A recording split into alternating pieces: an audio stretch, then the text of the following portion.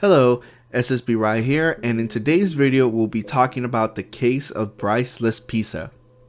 Bryce Laspisa was born in Illinois on April 30th, 1994 and was 19 at the time of his disappearance. He was an only child and his parents were Michael and Karen Laspisa. Brian grew up in Naperville but moved to California with his parents after he graduated from high school in 2012. While I say that Bryce moved to California with his parents, he actually decided to study at Sierra College, a community college in Rocklin, California, while his parents actually settled down in Laguna Niguel, California, which is a distance of about 465 miles away. Why Bryce decided to go to a community college that far away from his parents is beyond me, but I digress.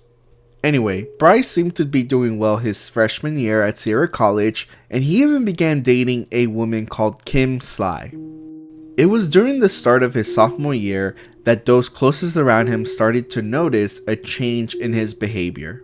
While talking to his girlfriend, he admitted that he had been taking Vyvanse, a drug used to help with ADHD, to help him play video games through the night. According to WebMD, though Vyvanse helps many people, this medication may sometimes cause addiction.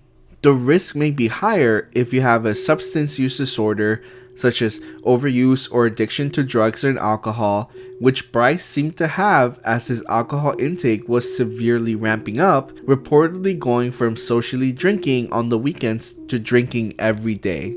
Among other serious side effects, it is warned to tell a doctor right away if one experiences mental, mood, behavioral changes such as agitation, aggression, mood swings, depression, hallucinations, abnormal thoughts, behavior, suicidal thoughts or attempts while on Vyvanse. So what happened? Before he drove to his parents' house and subsequently disappeared, Bryce visited Kim in Chico, California with the intention of informing her that he was breaking up with her. Kim was so worried about Bryce's behavior that night that she took his keys and tried to have him spend the night there, but at around 11 p.m., Bryce called his mom to complain about Kim taking his keys away and made it sound like she took his keys due to him breaking up with her, and so Karen convinced Kim to give Bryce his keys so he could go home. Bryce left Kim's house at 11:30 p.m. At this point, Bryce's parents most likely went to bed thinking the matter was resolved, but they were surprised the next morning when, at 11 a.m., Karen received a call from her car insurance company to let her know that roadside assistance was used on Bryce's car. At this point, Karen tried to call Bryce's cell phone, but he did not answer, so next she called Sean, one of Bryce's roommates, to see if Bryce had made it home safe last night, but he informed her that Bryce had not come home the previous night.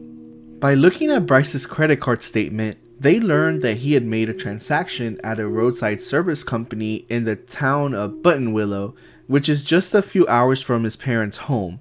Due to the location of the shop, his parents surmised that Bryce was on his way to their home. Following up on their discovery, his parents called the service station to see if Bryce is still there. The owner remembered Bryce and told them he had delivered gas to him at 9 a.m. The owner offered the family to go back to the spot he had delivered gas to check if Bryce was still there, and to his surprise, he is. At this point, it's about 3 p.m., which means that Bryce just sat there in his car for over 5 hours. The shop owner talks to Bryce and has him contact his parents, which he does, and they tell him to drive to their house, which Bryce agrees to. The shop owner sees Bryce start his car and drive away.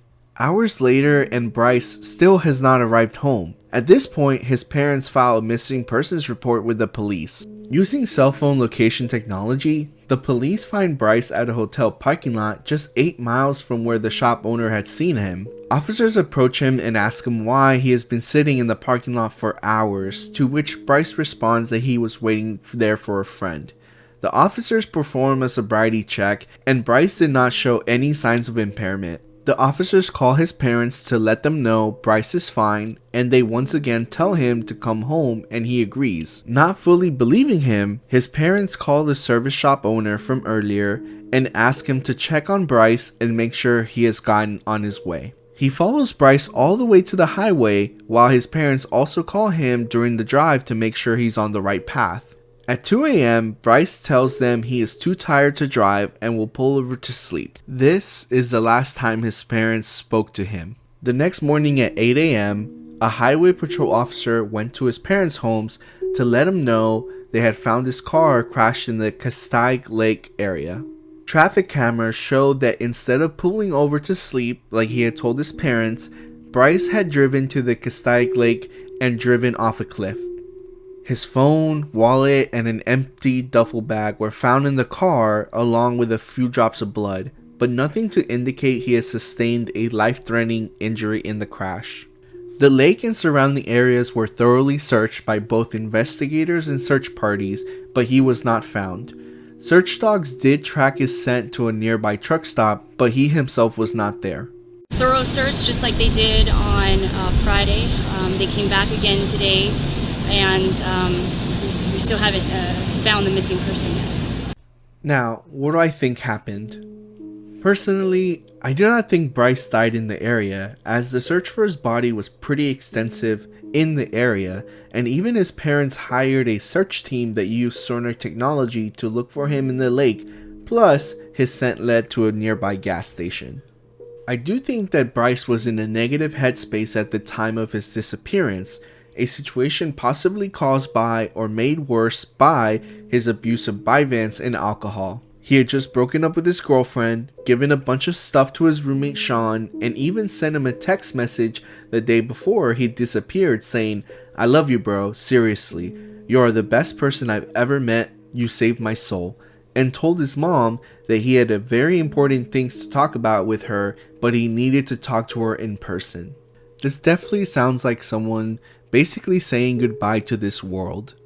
Like I said earlier, most of his loved ones noticed a change in his behavior during his sophomore year. Most.